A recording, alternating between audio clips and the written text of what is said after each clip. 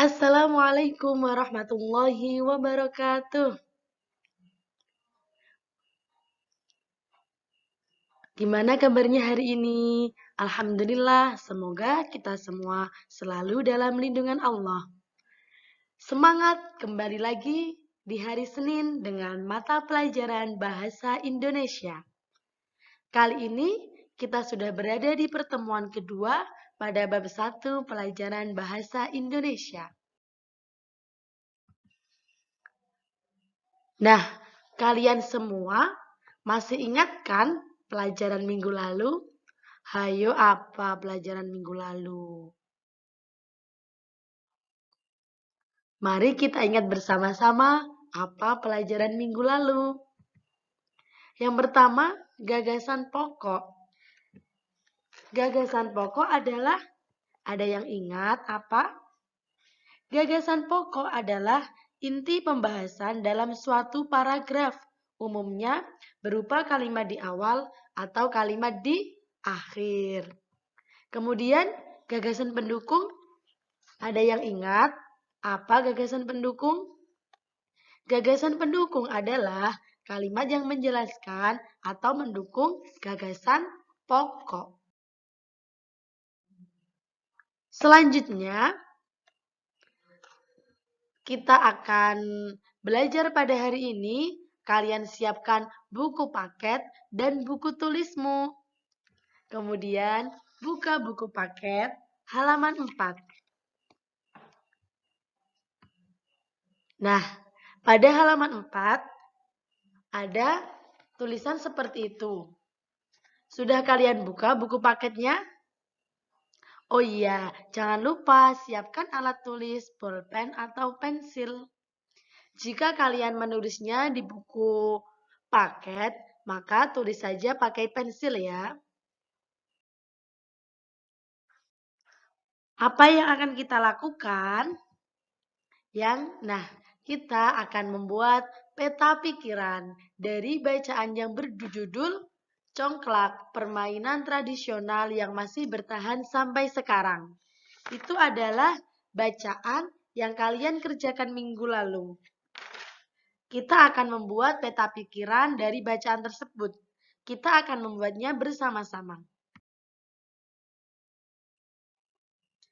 Silakan kalian buka buku paket halaman 4. Di situ ada sebuah bagan atau mind mapping dari tentang peta pikiran dari bacaan congklak. Ada 3 kotak. Kotak yang pertama berisikan alat yang diperlukan. Dari bacaan yang sudah kalian baca kemarin, maka pasti kalian tahu apa aja alat yang diperlukan dalam permainan congklak.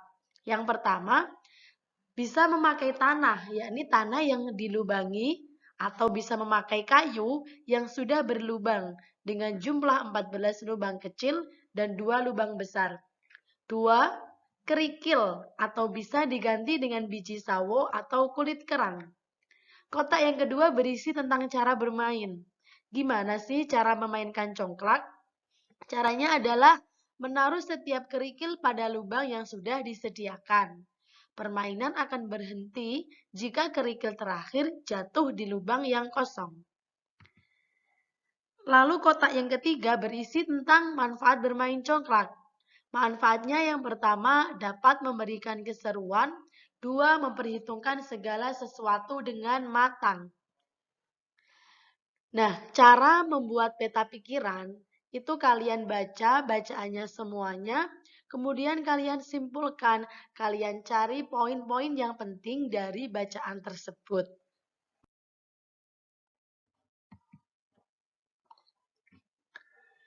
Kemudian kegiatan selanjutnya yakni ayo mendengarkan sambil menjawab soal.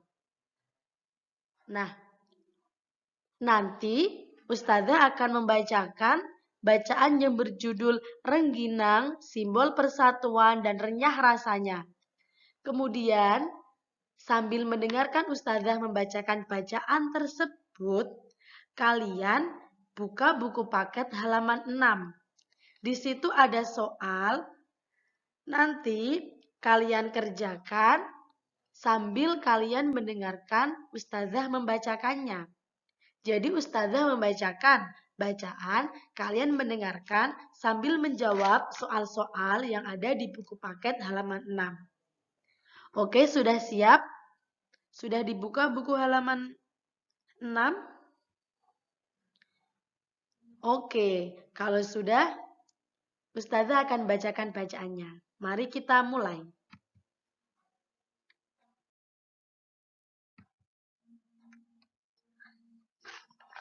Ustazah akan membacakannya pelan-pelan. Rengginang, simbol persatuan dan renyah rasanya. Oleh Marisa Febrilian. Rengginang adalah salah satu camilan renyah yang biasa dijumpai di Jawa Barat dan Jawa Tengah.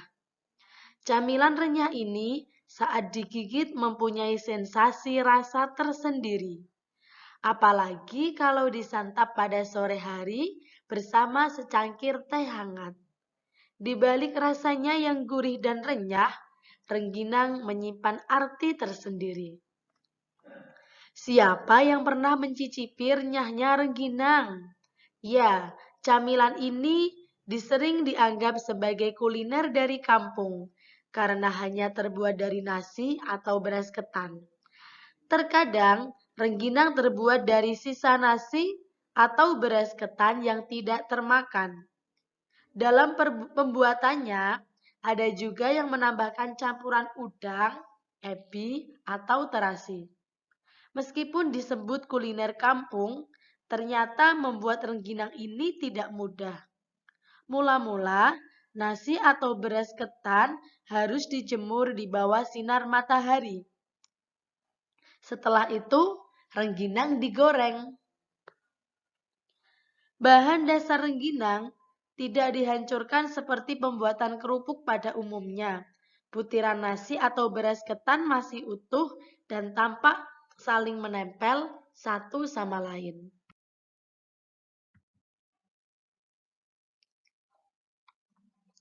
Rupanya, rengginang tak hanya terkenal karena rasanya yang renyah.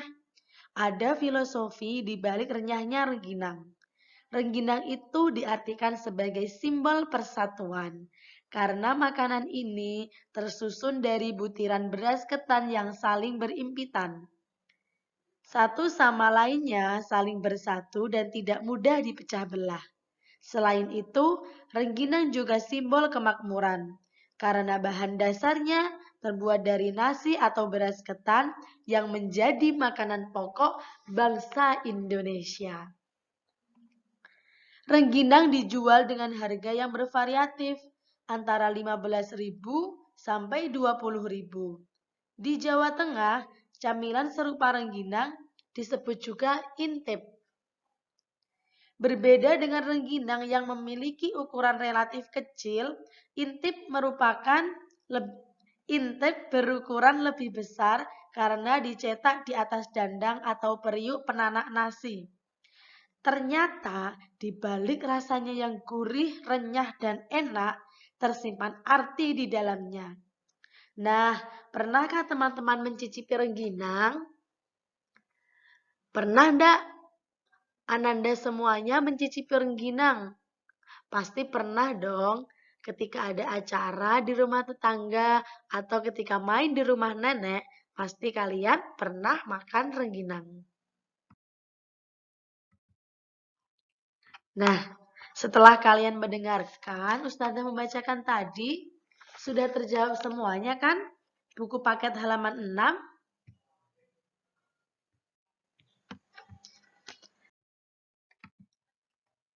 Setelah kamu membaca dan memahami, kemudian mendengarkan Ustazah membacakan bacaan tentang congklak dan rengginang, maka tugas kamu adalah ayo berbicara pada buku paket halaman 6 bagian A.